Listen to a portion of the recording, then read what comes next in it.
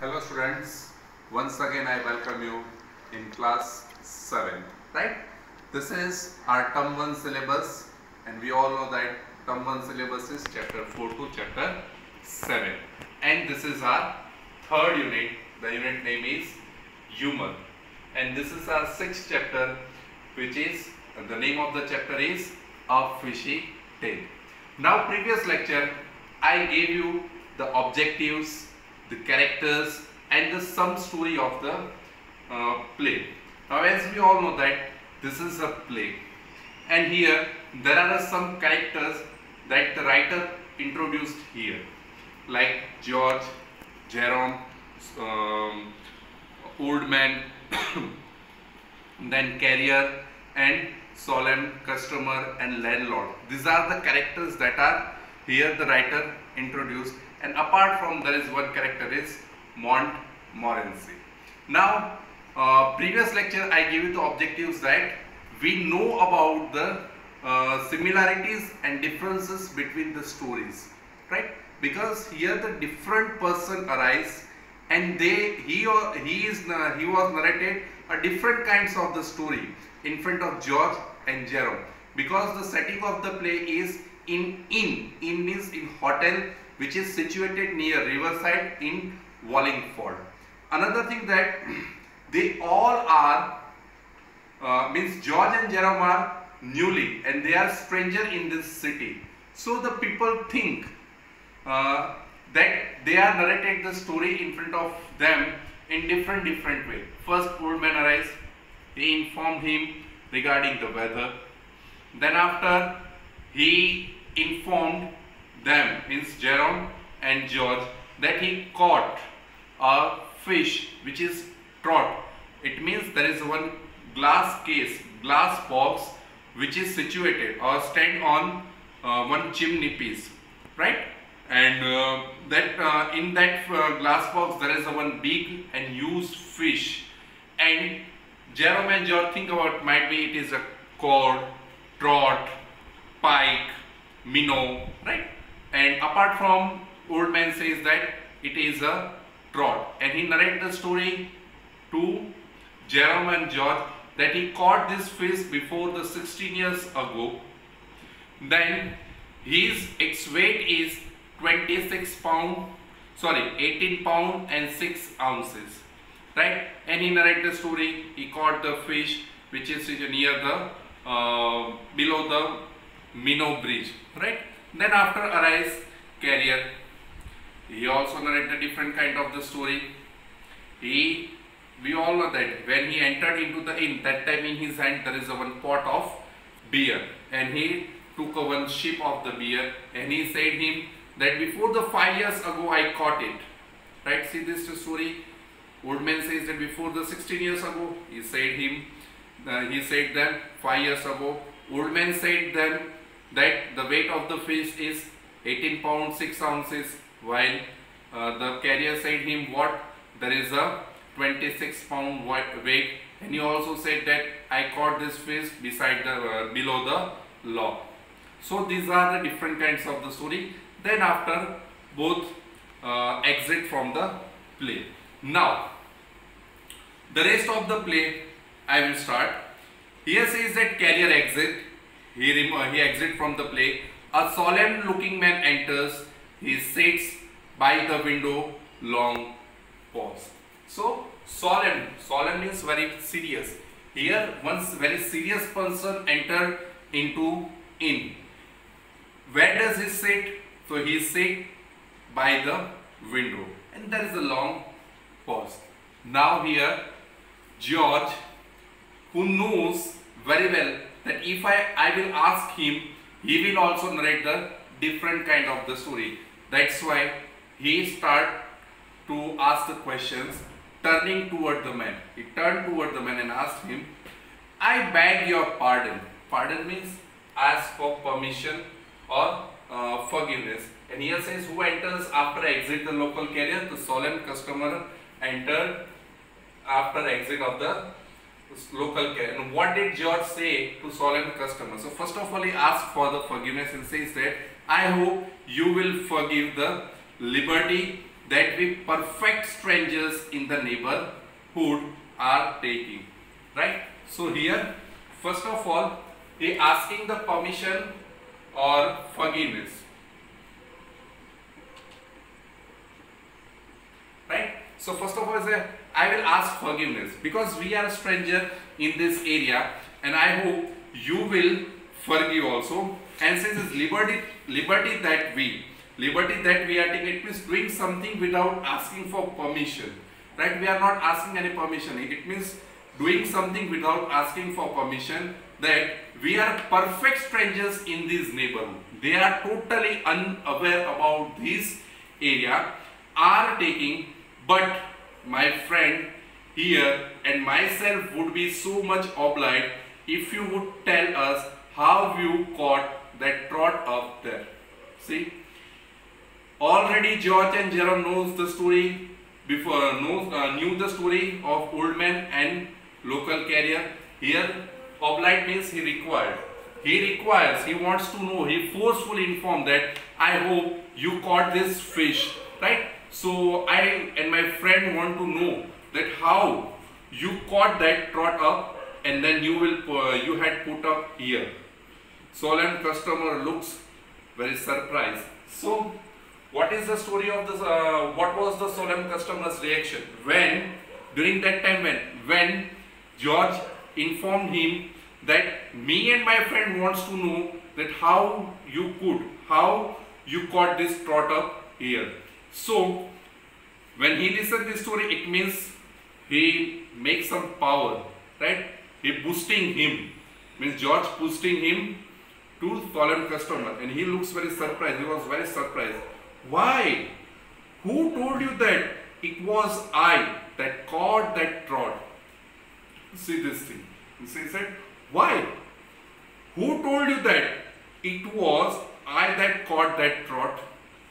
Who told you that that trot, the fish, that I caught it? Who told you? Jerome said, oh, nobody had told us. We just felt instinctively that it was you who had done. He says that instinctively means without thinking. Right? He says, no one has told us. Right? It means Jerome and George says that without thinking that it was who had done it. Obviously, you are looking very serious person, and apart from your appearances tell us that you caught this fish. We are just thinking that only and only that you are the person that you caught that fish. Solemn customers laughing. Both are boosting him. Right? So, solemn customer inform. Right? Solemn customer narrate his story. Well, it's a most remarkable thing. Most remarkable. He used this two-time word. Most remarkable. Right? He used this time because it's a huge fish, and that's why he realized, okay, they wants to know me. They give me the praise, right? That I am the very brave person that I caught this fish here. As a matter of the fact, you are quite right? As you told me that I was the only person who caught this fish, so you are quite right. I did catch it. See that? I did catch it. But fancy or guessing is like that. He said, I am too much appreciated. I am very fascinated that your guessing power. Dear me, it's really a most remarkable thing, and surely it's a very remarkable thing. But how did you go about it? Asked Jerome. Jerome said, how did you it? So he says that took me half an hour to land him. Just only half an hour I landed him. It did. Nearly broke my road. There is one road I broke down. Weight of this 34 pounds. See that? Old man says 18 pounds 6 ounces. Then once again, so local carrier arrives and he told them there is a 26 pound.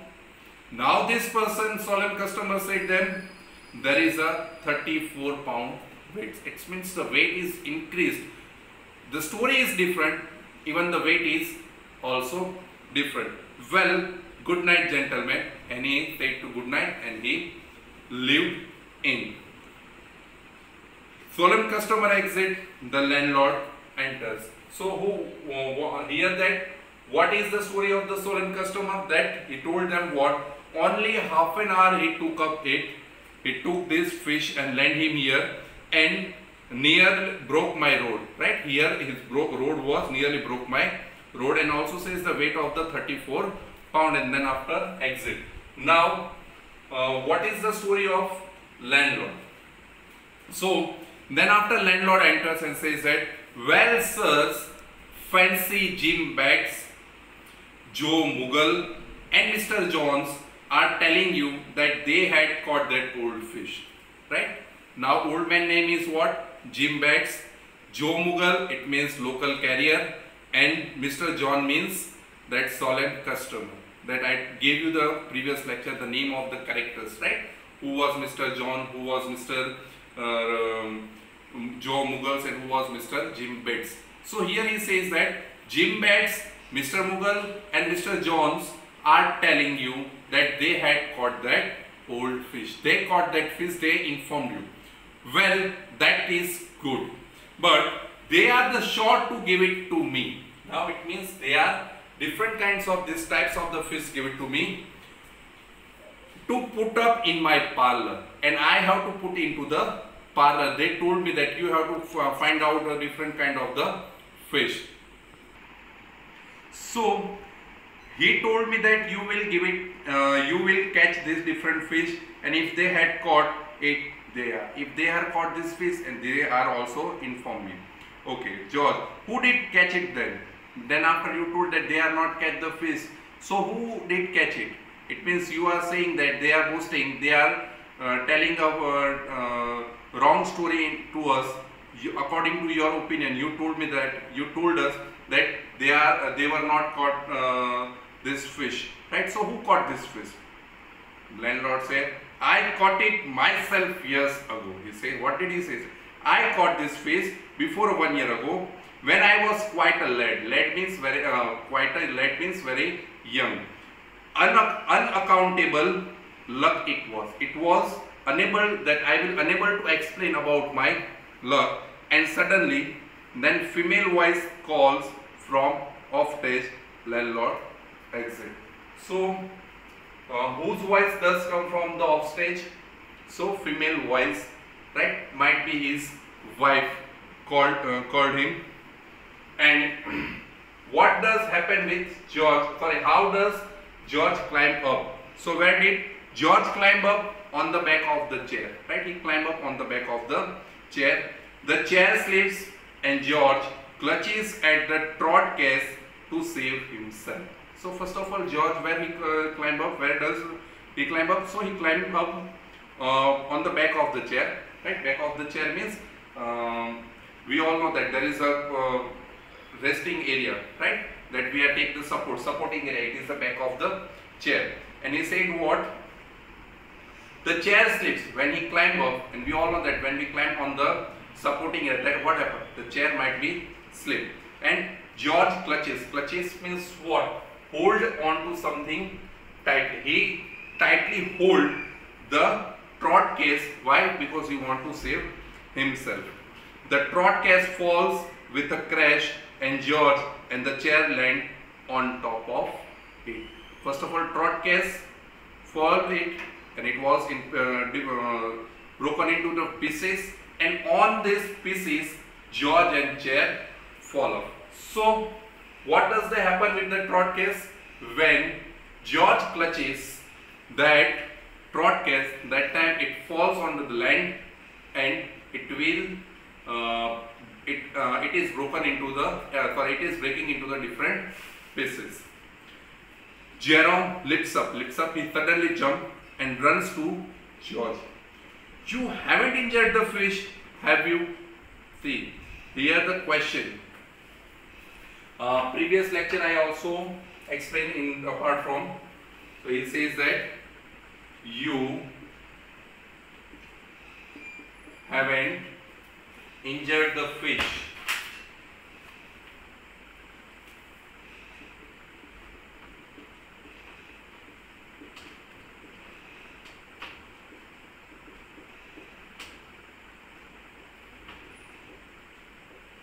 Now see, this word, it is your question tag.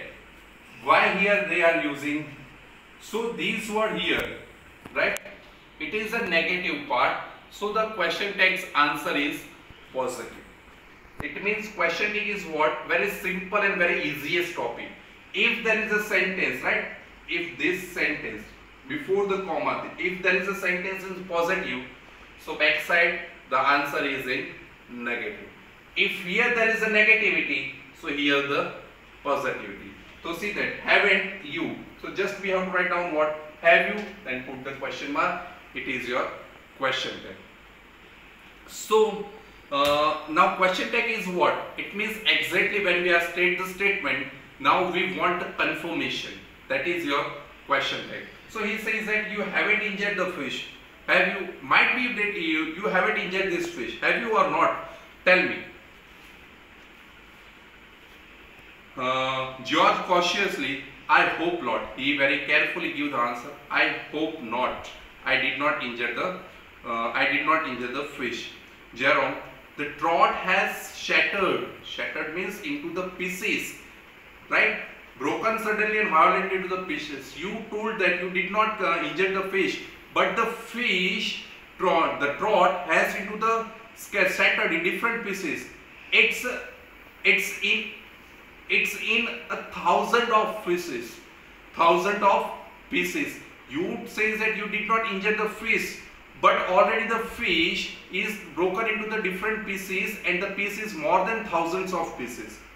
George says impossible, because we know that if there is a fish, we cannot say that fish broken into the pieces, right? We cannot use if we use the knife then and then after it cut into the pieces, but if it fall down from anywhere, do you think that it will in pieces? No, it will not break into the different pieces. So he looks closely at the fish and turns into very look into the fish. Good God, he says, good God, it's made of the plaster of Paris. So all the person arise, right? Old man, local carrier, landlord, solemn customer, they are narrated the different kinds of the stories. It means they give the answers that what? It is a real fish and they have to conserve, right? They have to protect this fish, preserve this fish into the glass case. But exactly this fish, it is made of the plaster of Paris, right? It is a statue of the fish, not as the real fish. But then and then after they narrate the story. Now, so the question is, how is the truth finally revealed? So when George climbed up to the chair, back of the chair, and when it slips, right? When it slept and he fall, and when he clutches the trout case and he falls into the land, that time the fish broken into the pieces. That time they realized, okay, all person are narrate the story, they are all are wrong. Already this fish which is made of the plaster of Paris, this is not real fish.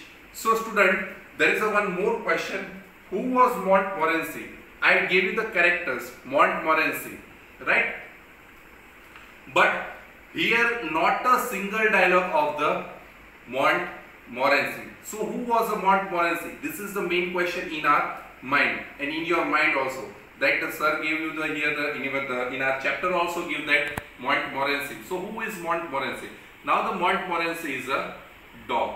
We cannot exactly say that it is a dog or not, but according to our picture,